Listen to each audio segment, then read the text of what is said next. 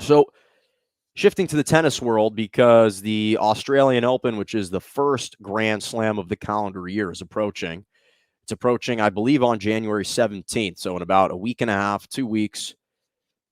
And there was a lot of skepticism and speculation as far as Novak Djokovic and his vaccination status, whether or not he'd be eligible to play in this year's Australian Open, because we know about Australia's mask mandate. We know about their COVID restrictions, how stringent they are. And so that was the question. And apparently that question's been answered, because the world number one, Novak Djokovic, apparently received a medical exemption from Australia's tennis board to qualify for this year's 2022 Australian Open. So apparently initially the organizers of the Australian Open stipulated that all players must be vaccinated. That was what they came out and said. The Australian Open tournament director, Craig Tilley, on Wednesday said that 26 players or support staff had applied for anonymous medical exemptions. Most of them were not granted. And he made the claim that Djokovic was treated no differently than anyone else. That's what the tournament director said.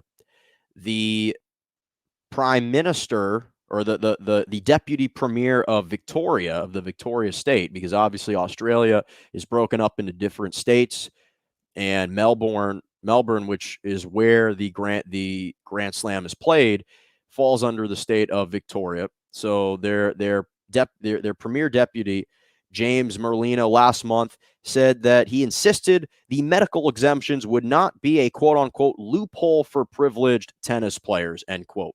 And Jala Pulford, the state's acting minister for sports, on Wednesday said, quote, that no one is or will be receiving special treatment because of who they are or what they have achieved professionally.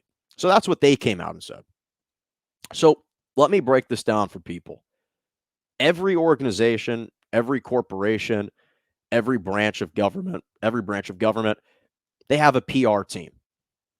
You have a press secretary to avert crisis, to mitigate backlash, among other purposes as well.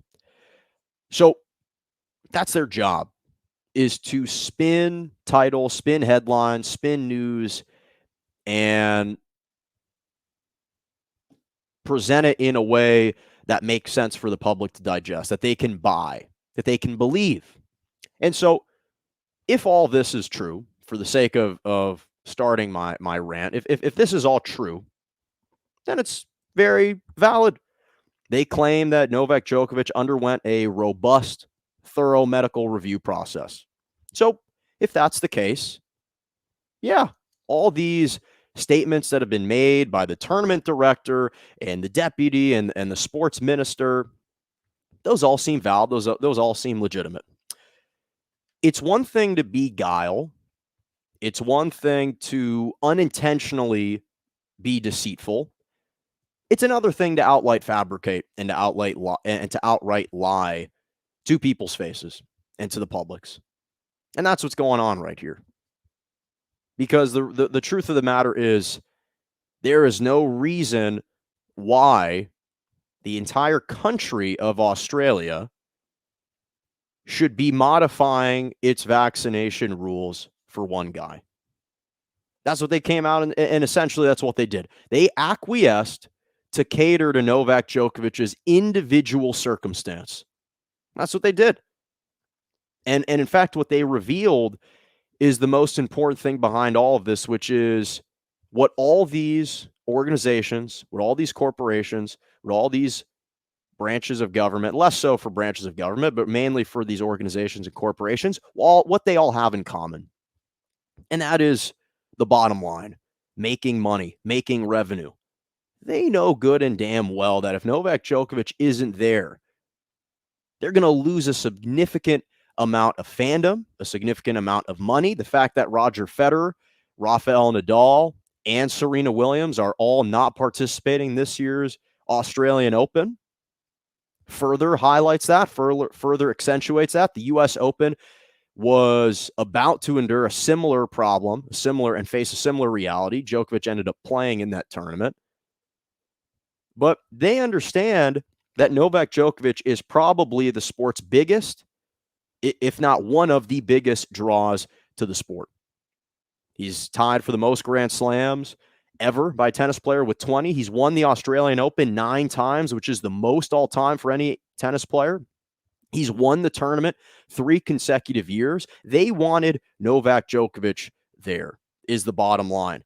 And first of all, for me, I think it's a bit appalling. I think it's a bit shameful that, again, the fact that Australia had enforced such punitive measures to all its citizens for the last year and a half. When you think about Australia, they've implemented one of the most stringent quarantine lockdowns, one of the harshest travel restrictions anywhere in the world. Anywhere in the world. So this isn't about due process. This is about revenue. And again, Novak Djokovic has been publicly outspoken about being against the vaccine. He's always been kind of coy about and doesn't really reveal his vaccination status. He's always declined to do it. And for me, I just think that this is extremely disappointing. This is extremely shameful that the entire country is accommodating one individual. I understand how important that individual is to the sport, but when you look at Djokovic's track record when it comes to COVID, at the height of COVID back in June of 2020, he hosted an Adria Tour tournament, which ended up being an ill-fated tournament. It had good intentions behind it. It was supposed to be a charity event, but there weren't social distance guidelines. Players were hugging, were sweating around one another. It was just a COVID infestation, a huge COVID spreader. He ended up contracting COVID. And here's the interesting thing about the fact that he contracted COVID is the Australian Open has said, here are the legitimate reasons for exemption, to receive a medical exemption. It's if you have an acute major medical condition, a serious adverse reaction to the previous dose of a COVID vaccine, or there's evidence that the COVID-19 infection and those antibodies are within your body, that are in your body, have been in your body within the last 6 months. Well, this tournament that he hosted was over a year and a half ago. So clearly it's not in his body anymore. In fact, they're close members of his team that have come out and said to the Serbian newspaper months ago that they are about 99% sure that he's not going to be playing in this year's U.S. Open, implying that he probably didn't meet the vaccination requirements. So, Tennis Australia, again, had enacted a strict quarantine, a strict directive regarding a vaccination status and a vaccination requirement. And he's clearly not needing to be accounted for. And again, selfishly, as a tennis fan, am I happy that Novak Djokovic is in the tournament? Yes. Am I going to watch more of the tournament now because he's playing? Yes, I acknowledge all of the above. He is arguably the greatest tennis player to have ever played. And that's coming from someone who's always been a big Federer guy. I have a ton of appreciation for Novak Djokovic. I think that he is an incredible, incredible talent, and he has some good intentions. I do believe that. But that doesn't negate the fact that he should be absolved of rebuke and condemnation, not only him, but the Australian Open itself. Because basically what they just said, again, is that they're caving to the pressure. They are catering to one specific guy. They are deliberately going against what their country's position has been on the COVID vaccine. And that's something to me that is personally extremely, extremely disappointing.